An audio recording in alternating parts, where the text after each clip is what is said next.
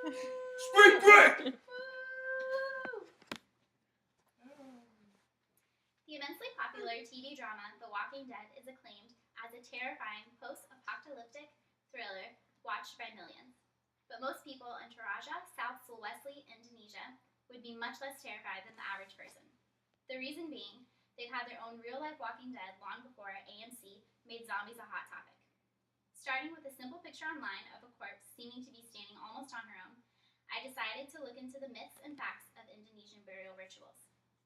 I discovered that the people of Indonesia regard their funerals highly in their culture. In fact, they are placed above births and even weddings when it comes to celebrating the lives of their relatives. According to reporter Aaron from AWA, the act of dying is a long journey that one goes through, and proper burial is crucial. It is believed among the people that the dead should be buried in their original village. A myth I discovered was that in ancient times, because of the villages being spread so far apart, the people would call a shaman to mystically revive their deceased loved one so that the dead could walk to their new burial site. During that time, if anyone addressed the corpse, it would collapse or even disappear and be able to continue the journey to their new resting place. The reason the journey would sometimes take place well after the relative had died was because the family would need to raise enough money to give them a proper funeral. Though these myths sound odd, the truth behind it may shock you even more. Reporter David Marks set out to uncover what the real burial rituals of Indonesia were. According to him, they had a ritual called manene, which translates to the ceremony of cleaning corpses. The people bury their dead in tombs carved out at the sides of limestone cliffs, which make them easier to access after being buried.